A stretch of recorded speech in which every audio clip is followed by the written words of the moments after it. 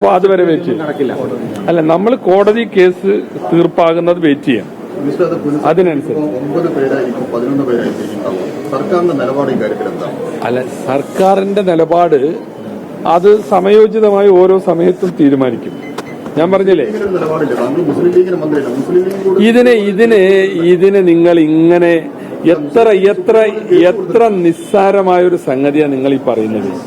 ഇതിന് എത്ര ചെറിയ ഒരു പെറ്റി പൊളിറ്റിക്സിലേക്കാണ് ഇതിനെ കൊണ്ടുപോകുന്നത്. അതല്ലല്ലോ ഇതിലെ വിഷയം. നിങ്ങൾ ഈ പറഞ്ഞു വരുന്നതല്ലല്ലോ ഇതിലെ വിഷയം. അതിലൊക്കെ ഞങ്ങൾക്ക് കൃത്യമായ നിലപാടുണ്ടല്ലോ. അപ്പൊ അതല്ല ഇവിടുത്തെ സാഹചര്യം. ഇപ്പോ ഹൈക്കോടതിയുടെ മുമ്പിലാണ് കേസുള്ളത്. സുപ്രീം കോടതി പോയവരോടും ഹൈക്കോടതിയിലേക്ക് തന്നെ വരാനാണ് സുപ്രീം കോടതി പറഞ്ഞത്. കോടതി തീരുമാനിക്കട്ടെ, കോടതിയുടെ തീരുമാനം ഞങ്ങൾ നടപ്പാക്കും. അക്കാര്യത്തിൽ സുപ്രീം കോടതിയിൽ ഇപ്പോ ഇതേ പ്രശ്നം സുപ്രീം കോടതിയിൽ തമിഴ്നാടുമായി ബന്ധപ്പെട്ട് നിലനിൽക്കുകയാണ്.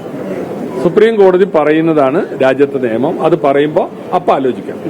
ചെയർമാൻ വീണ്ടും ഒരു യോഗം വിളിച്ചേർത്തിട്ടുണ്ട്. സർക്കാരിന്റെ അറിവോടുകൂടിയാണ് വഖഫ് ബോർഡിന് യോഗം ചേരാം.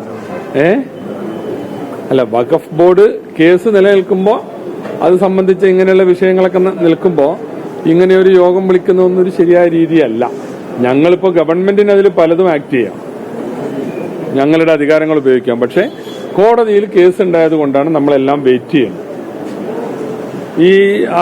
വഖഫ് ബോർഡിലെ പല നോമിനേഷനും ശരിയല്ല. അതൊക്കെ വിത്ത് ദ പ്ലഷർ ഓഫ് ഗവൺമെന്റിന് പിന്നെ ഉചിതമെന്ന് തോന്നുന്ന രീതിയിൽ അത് നോമിനേറ്റ് ചെയ്യാം. എന്താ ഞങ്ങൾ നോമിനേറ്റ് ചെയ്യാത്തത്? The case is pending before the court. ബഹുമാനപ്പെട്ട ഹൈക്കോടതിയുടെ മുമ്പിലാണ് കേസിൽ കോടതി പറയട്ടെ. അപ്പൊ അതുവരെ വെയിറ്റ് ചെയ്യും. അല്ല, നമ്മൾ കോടതി കേസ് തീർപ്പാകുന്നത് വെയിറ്റ് ചെയ്യാം. അതിനനുസരിച്ച് അല്ല, സർക്കാരിന്റെ നിലപാട് അത് സമയോചിതമായി ഓരോ സമയത്തും തീരുമാനിക്കും. ഞാൻ പറഞ്ഞില്ലേ, ഇതിന് നിങ്ങൾ ഇങ്ങനെ എത്ര നിസ്സാരമായൊരു സംഗതിയാണ് നിങ്ങൾ ഈ പറയുന്നത്. ഇതിന് എത്ര ചെറിയ ഒരു പെറ്റി പൊളിറ്റിക്സിലേക്കാണ് ഇതിനെ കൊണ്ടുപോകുന്നത്.